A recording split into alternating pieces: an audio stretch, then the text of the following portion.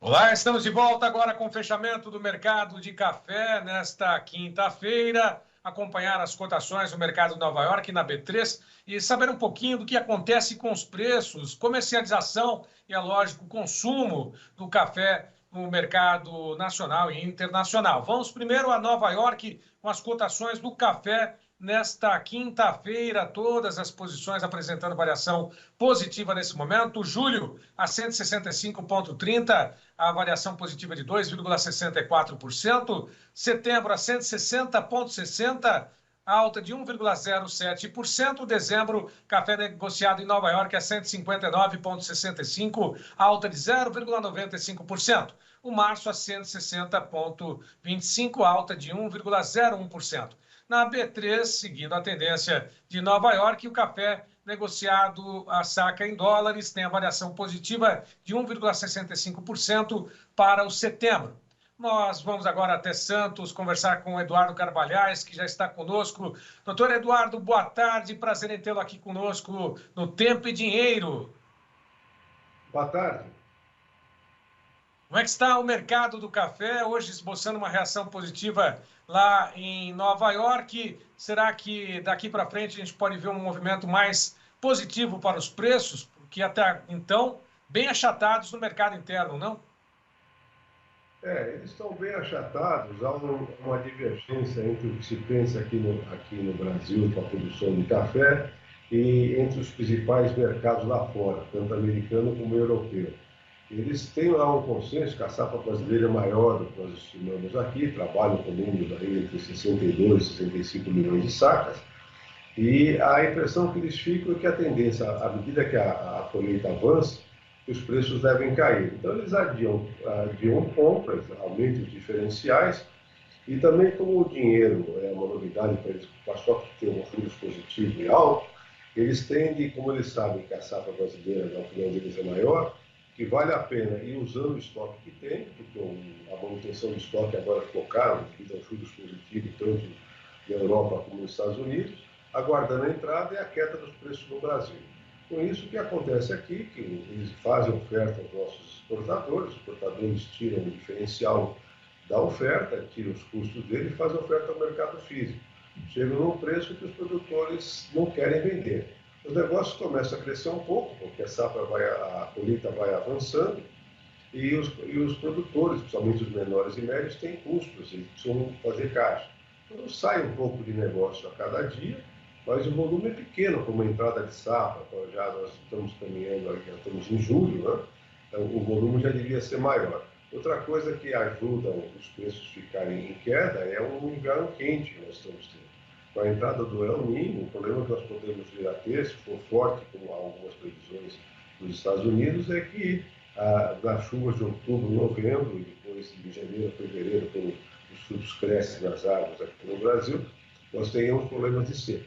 Mas o mercado lá fora armou esse consenso, que a safra é boa e que do ano que vem vai ser maior ainda. E eles trabalham em cima disso. E ignoram o fato de que os estoques mundiais nunca foram tão baixos. Os estoques brasileiros devem ser os menores da nossa história.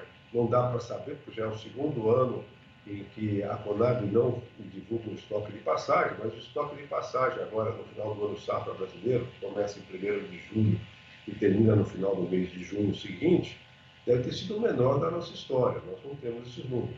Os estoques de café certificados de Nova York só caem também, são muito baixos, devem continuar baixos, podem subir um dia ou outro a partir do melhor fluxo da safra brasileira, mas nos preços que estão lá, não compensa se certificar café ainda.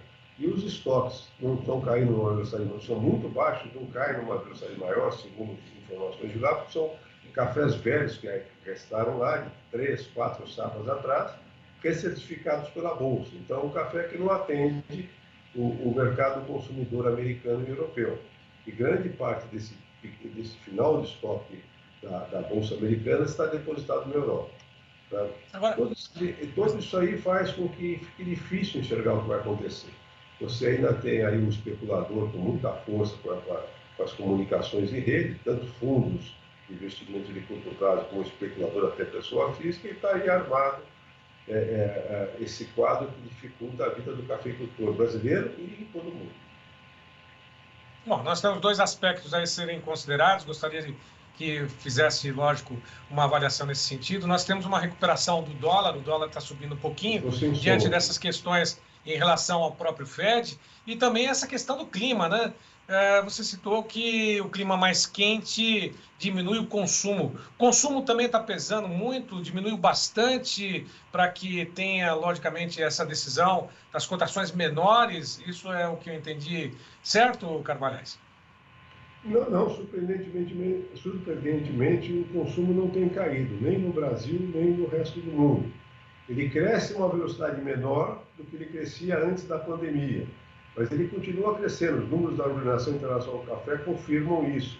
Ele vem crescendo, o consumo voltou a crescer também na China, ainda é um mercado pequeno, mas que vem crescendo. Já há exportadores aqui no Brasil que prevêem que nesse novo ano safra, que começou no dia 1º de julho, a gente pode chegar a embarcar 1 milhão de sacas para a China, e perto dos embarques brasileiros, fica em 35, 40 milhões é pouco ainda, mas há um crescimento. E aqui mesmo no Brasil, a BIC também fala que há um crescimento menor, como disse, em relação antes da pandemia, que vinha crescendo a quase 2% ao ano, mas há crescimento. E, ao mesmo tempo, o clima indica que vai continuar com problemas. Agora é o El Niño, né? Ou seja, o que vai acontecer com a produção da América Central, o que vai acontecer com a produção da Colômbia? Se for forte, como a gente tem visto alguns mapas aí sendo divulgados, pode afetar aquela região de produção de café Conilon aqui no Brasil, ou seja, aquela encontro entre o Sudeste e o Nordeste, ali onde está o norte do Espírito Santo, o sul da Bahia, Rondônia. Então, tudo isso nós temos que aguardar. Mas a grande diferença entre todas as outras vezes que nós vimos acontecer isso é que nunca os estoques foram tão baixos. Isso é uma novidade. Para citar um caso clássico do século passado, em 75, quando houve a maior geada do século XX aqui no Brasil, que queimou todo o cafezal, grande parte do cafezal do Paraná, de São Paulo, do sul de Minas, e levou muitos cafeicultores a migrarem para o Cerrado Mineiro, foi aí que o Cerrado Mineiro começou a crescer. Nós tínhamos em estoque aqui no Brasil mais de uma safra. E mesmo assim, os preços explodiram. Agora, os estoques, como eu disse, governamentais é zero no Brasil. Nós não temos uma saca na mão do governo no momento. E na mão da iniciativa privada, muito pouco. Não se sabe o número, mas na minha opinião, é o menor estoque da nossa história em mãos dos cafeicultores nessa mudança de safra. Agora, também tem essas várias estimativas, desde as governamentais, que falam em 55, 56 milhões, até a mais alta, que é do USDA, que fala em 66 milhões. Também uma diferença maior que em outros anos. Tudo isso faz com que esse mercado suba e desça com essa rapidez. Hoje nós tivemos hora lá em Nova York com 300 pontos de baixa e horas com mais de 300 de alta.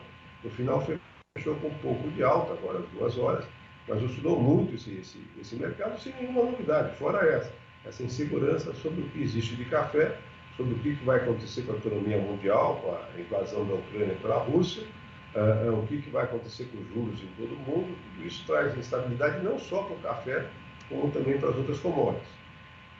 Bom, e de alguma forma, é lógico, de olho no clima, de olho no El Niño, de olho nessa oscilação da moeda norte-americana, é lógico, a gente sempre fala que não dá para ter uma bola de cristal, nem na borra do café dá para poder saber o que vai acontecer daqui para frente, né, Carvalhais? Eu brinco que há um tempo atrás eu brincava que só com bola de cristal. Agora eu falo que nem com bola de cristal dá para enxergar o que vai acontecer. Tanto que o mercado vai tateando, o produtor faz isso, ele vê que os custos de produção deles cresceram. Eles falam que a safra foi boa, mas não tão brilhante como falam as estimativas lá de fora do Brasil. E com isso ele vende o mínimo possível, ele vende para pagar as contas mais próximas. O resto ele prefere, apesar do mercado ter mostrado queda nos últimos 2, 3 meses, o cafeicultor prefere ficar com o seu café e aguardar, porque foi uma queda bastante forte, né? Ou seja, nós chegamos no pico da alta, vender café até R$ 1.500 a saca, R$ 1.600, e no momento os melhores cafés estão aí em torno de R$ 900, R$ 950. Isso os melhores. E o Conilon está logo atrás, foi outra novidade que nós temos no Brasil, que foi com a pandemia, com a queda da produção, com a seca que nós tivemos 2, 3 anos atrás. Os torradores do café tradicional, que é o mais consumido no Brasil, aumentaram muito a porcentagem de Conilon nas suas ligas e o consumidor aceitou. Realmente não ficou ruim. São Conilons que melhoraram também de qualidade, não foi só o Arábica que melhorou no Brasil. Então, hoje, a porcentagem de Conilon no consumo interno brasileiro cresceu bastante. E outra coisa que vem crescendo também é o consumo de solúvel, não só no Brasil como fora do Brasil. A qualidade do solúvel também cresceu, hoje nós temos solúvel feito a partir de café arábica. Isso também é uma tendência, se fala até hoje em dia em solúvel gourmet, como a gente também fala hoje em dia em robusta gourmet. São novidades desse século XXI. Tá certo. Bom, e só para poder finalizar, um comentário que inclusive foi divulgado, recebi os teus boletins, a gente recebe constantemente suas análises nesse sentido do mercado do café. Você comentou que os estoques de passagem deverão ser os menores para esta safra e tem café ainda na safra 22 nas mãos dos produtores, um volume bem pequeno, é isso, né? Isso. Alguns produtores têm como hábito até cultural não vender todo o café na mesma safra. Mas isso, desde que houve a estabilização de nossa moeda no final do século XX, o número de produtores que faz isso diminuiu bastante, são poucos. E esse café, quando sobra de uma safra para outra, está na mão de cafeicultores mais capitalizados, que não vendem fácil. Então, esses cafés tendem a ficar aí até uma melhora do mercado. O que está saindo de negócio no momento são esses cafés recém-colhidos, que os cafeicultores têm que vender para pagar a colheita, pagar todas essas despesas que crescem nessa parte do ano. Mas há um relato, tanto de cooperativas como de exportadores, é que os volumes ainda estão baixos em razão do que deveriam ser nesse mês de julho. Portanto, o produtor sempre vende aquilo que ele precisa vender. Mas ele não vende porque acha que o preço está bom. Ele não concorda com o preço, ele é obrigado a vender para fazer frente às suas despesas, mas o que ele pode segurar, ele está segurando. Nós vamos ver como é que vai ser essa exportação de julho, né?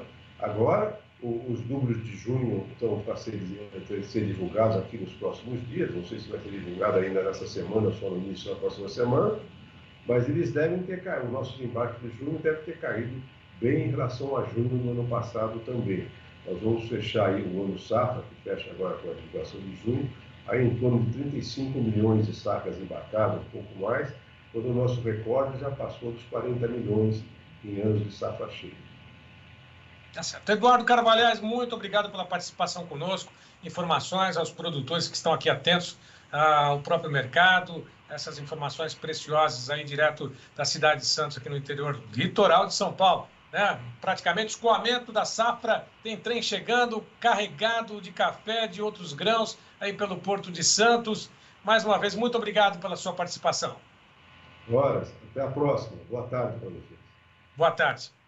Bom, e a todos que estiveram conosco, eu lembro que esses comentários, outras informações estão disponíveis nos canais oficiais do Tempo e Dinheiro. Vá lá, curta, comente e compartilhe. Tempo e Dinheiro.